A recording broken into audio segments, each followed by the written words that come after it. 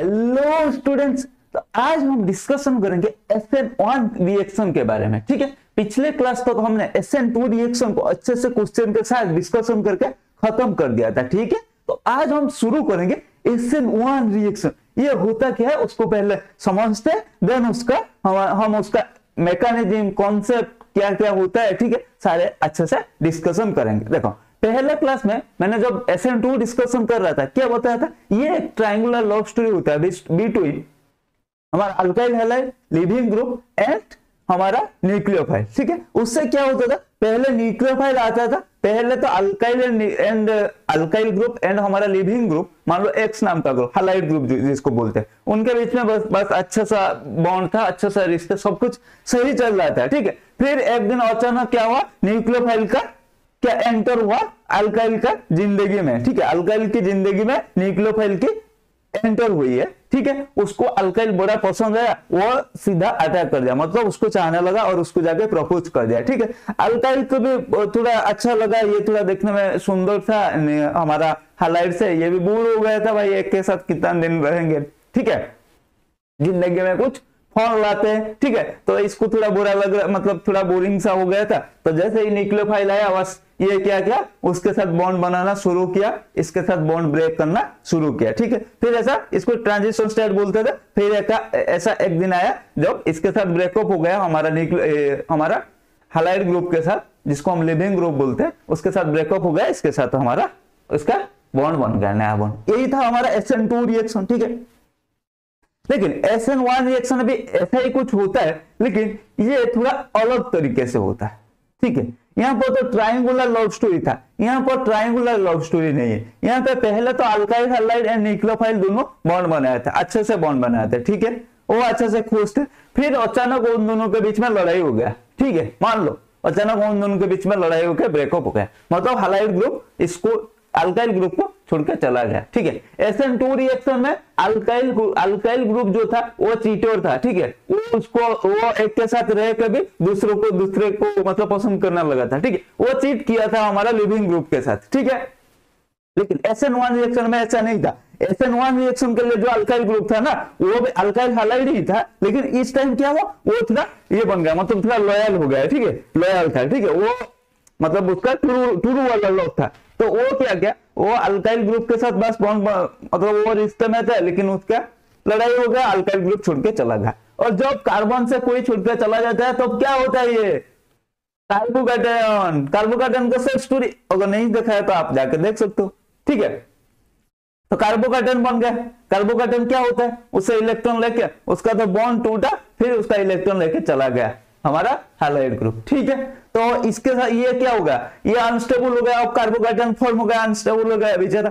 फिर इसके पास अचानक एक दिन और एक न्यूक्लियोफाइल की एंट्री हुई इसकी जिंदगी में। ठीक है, थोड़ा क्या जिंदगी में थोड़ा मतलब चार मिलाने के लिए न्यूक्लियोफाइल आया, बोला क्या हुआ भाई, क्या बताओ, वो हैलाइड के साथ थोड़ा दर्द भरा कहानी है, और मेरा ब्रेकअप हो गया, अब मैं अनस्टेबल बन गया। ठीक है, मेंटली, इमोशनली, सब जगह, फाइनेंशियली मैं अनस्टेबल बन गया, मतलब इलेक्ट्रॉनिकली में अनस्टेबल बन गया। सर क्या बात कर रहे हो, अरे फाइनेंशियली, इसके बाद पैसा होता तो हम बोलते फाइनेंशियली, ये इंसान होता तो इसको बोलते हैं मेंटली डिप्रेशन में चला गया। अरे ये मॉलिक्यूल है, ये इलेक्ट्रिकली डिप्रेशन में चला गया, मतलब इसका ये कार्बोकैटायन इलेक्ट्रॉन डेफिशिएंट स्पीशीज बन गया। अच्छा ऐसा है, हाँ। फिर क्या हुआ, फिर न्यूक्लियोफाइल भाई सॉरी भाई कैसे बोलेगा, अरे कोई बात नहीं, ठीक है, मैं आया हूं ना, चल हम एक नया जिंदगी शुरू करते हैं, हम दोनों साथ में बॉन्ड बनाते हैं। ठीक है, साथ में एक रिश्ता बनाते हैं, और ये रिश्ता निभाएगा ना, और निभाएगी तो, और क्या वो छोड़ के चले जाएगी फिर, नहीं, मैं ये रिश्ता जन्मों तक निभाऊंगी। ठीक है, ऐसे कहते हैं ना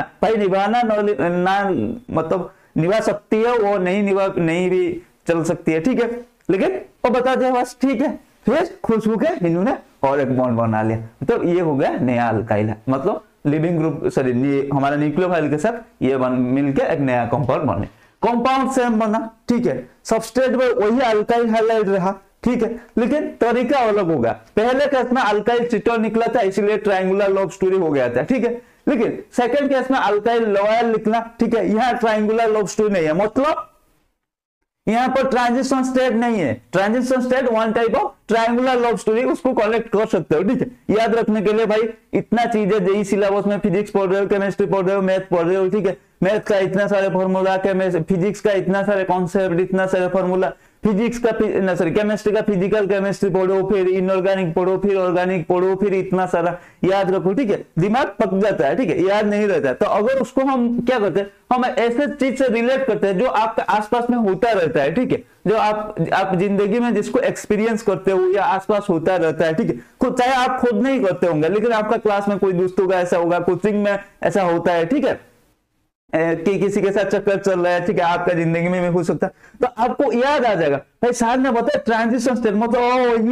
ये आपने देखा होगा आपका एक दोस्त दो लड़कियों से प्यार कर रहा है, अरे ओ ये तो ये SN2 रिएक्शन है। एक दिन ये अभी ट्रांजिशन स्टेट में है, दोनों को एक साथ प्यार कर रहा है, ये अभी ट्रांजिशन स्टेट में है, एक दिन किसी के साथ इसका बॉन्ड ब्रेक होगा, ठीक है, अरे ये तो SN2 रिएक्शन हो गया, लेकिन किसी का ब्रेकअप हो गया, वो बेचारा रो रही है, अरे ये तो कार्बोकार्बन फॉर्म हो गया, अरे ये ट्रांजिशन स्टेट में नहीं है, ये यहाँ पर SN1 रिएक्शन होगा, क्योंकि इसको कोई छोड़ के चले गई, फिर कोई आएगी, ठीक है। तो ये हो गया, ठीक है। आपका जिंदगी में भी ऐसा हो सकता है, ठीक है, वो स्कूल टाइम का किसी से प्यार कर रहे हो तो वो ब्रेकअप हो गया, फिर आपका कॉलेज टाइम में कोई एक और मिल गया, ठीक है।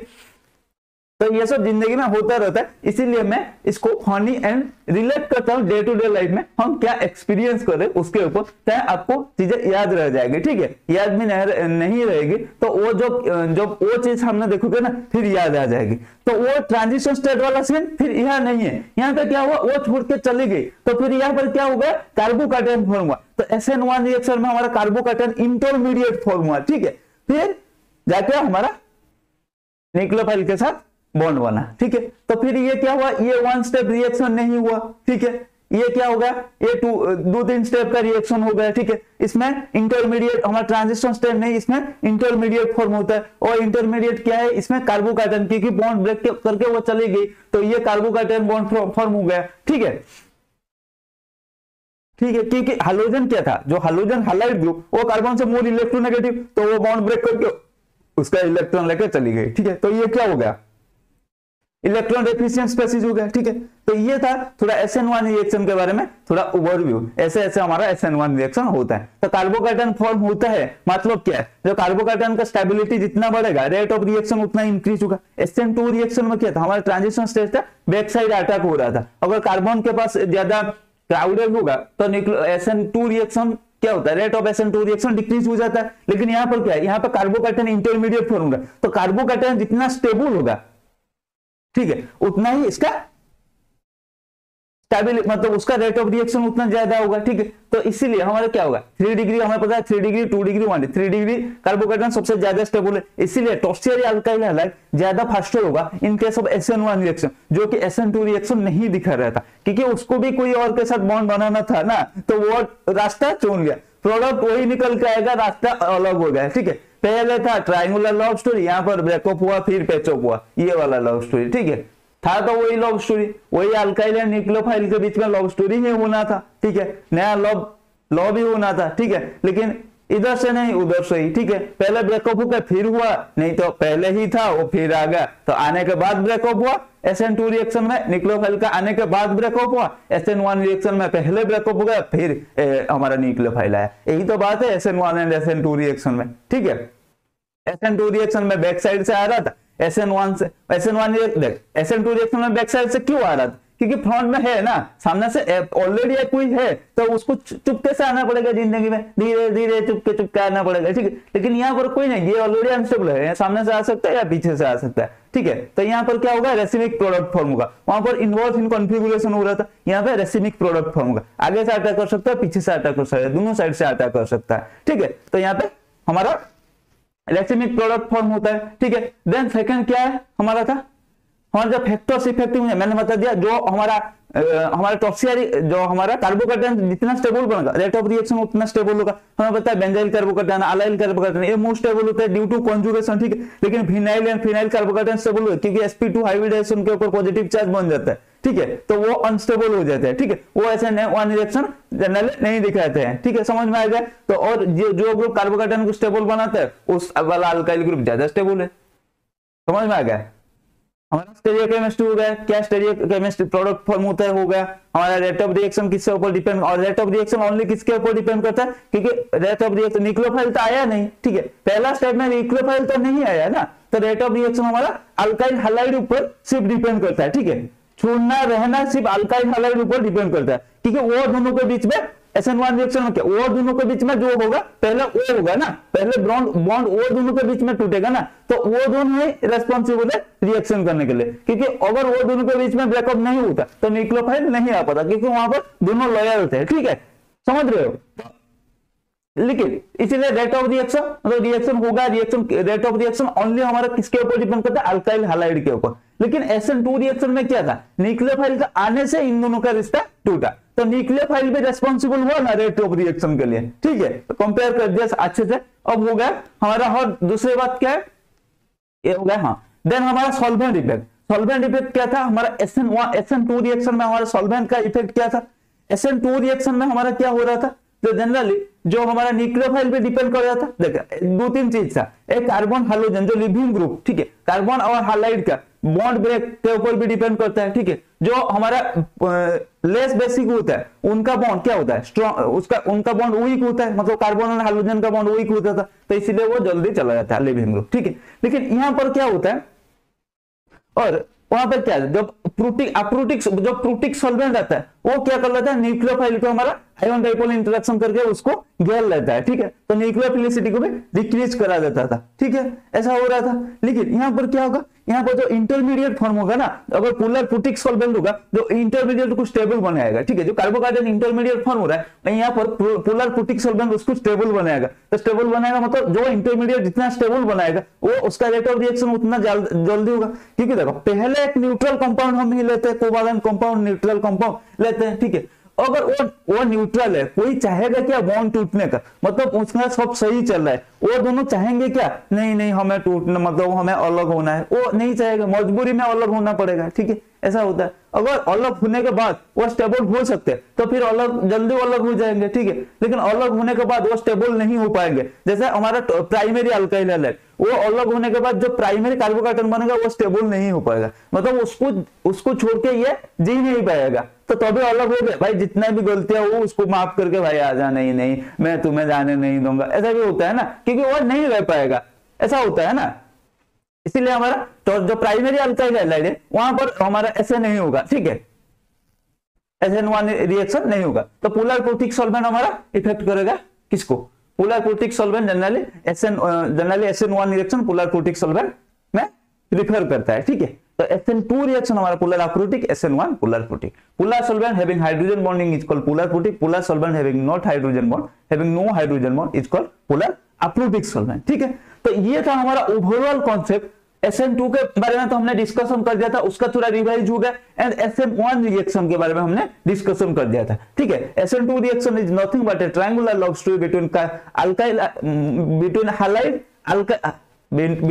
अल्काइल ग्रुप हाइलाइड एंड हमारा कौन था, nucleophile, and SN1 reaction is a love story, ठीक है, लेकिन इसमें क्या होगा, ये एक बहुत बड़ा शेयर स्टोरी, ठीक है, शेयर लव स्टोरी, पहले ब्रेकअप होगा फिर पैचअप होगा। चलो और हम शुरू करते हैं हमारा SN1 रिएक्शन। ओवरऑल आइडिया मिल गया आपको SN1 रिएक्शन क्या होता है, उसका फैक्टर क्या है, उसमें क्या क्या फॉर्म होता है, सब ओवरऑल आइडिया हो गया। फिर अब डिस्कशन करते हैं, हमारा केमिस्ट्री की बात करते हैं, ठीक है। देखो हमने लिया टर्शियरी ब्रोमाइड, ठीक है, ये क्या होगा, ये हुड क्या हमारा यहाँ पर क्या है, न्यूक्लियोफाइल OH माइनस, ठीक है, ये ऐड हो गया, ठीक है,